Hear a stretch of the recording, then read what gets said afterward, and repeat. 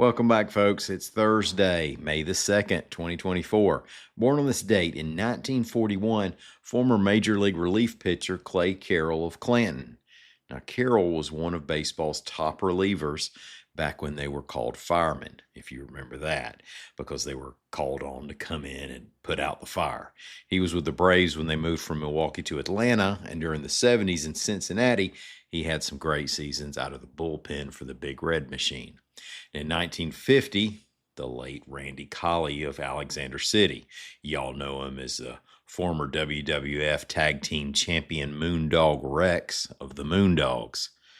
Today, as the first Thursday in May, it's the National Day of Prayer, just in time for the last few days of the Alabama legislative session. Let's talk about Selma city politics, changes in the United Methodist Church, and campus protests. I'm Mike Morgan, and we're down in Alabama.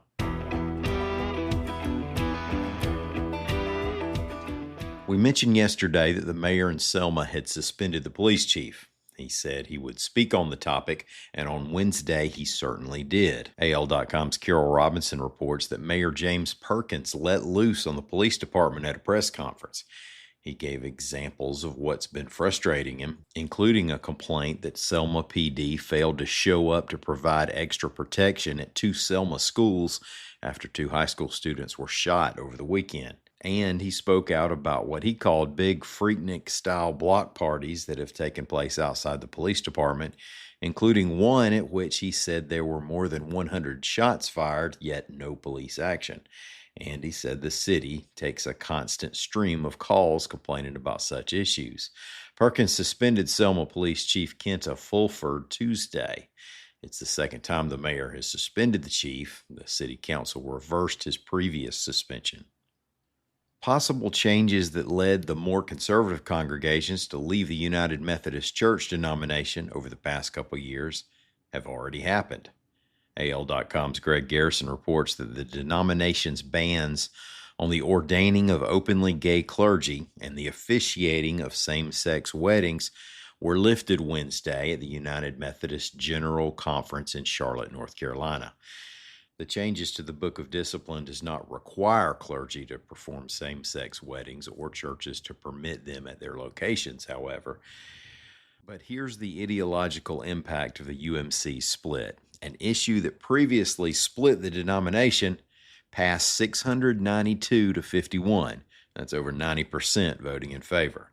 More than half of Alabama's UMC-affiliated churches have disaffiliated. Protests calling for a ceasefire in Gaza have made their way to the University of Alabama campus, reports AL.com's Rebecca Griesbach. A few dozen protesters gathered, but they weren't alone. Opposite their waving Palestinian flags were counter-protesters waving American and Israeli flags and even Donald Trump banners. But if you need some feel-good in the middle of all this acrimony, there was a moment where both sides were chanting a really ugly thing about President Biden. You find common ground where you can these days.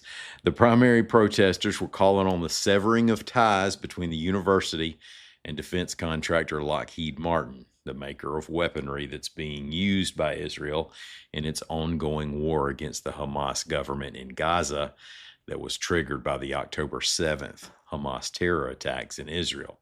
The demonstrators would like the school to rename Houston Hall, which was named after former Lockheed CEO Marilyn Houston after her $15 million gift, to prohibit Lockheed from recruiting on campus, and to stop doing research that gets funding from the Defense Department, among other things.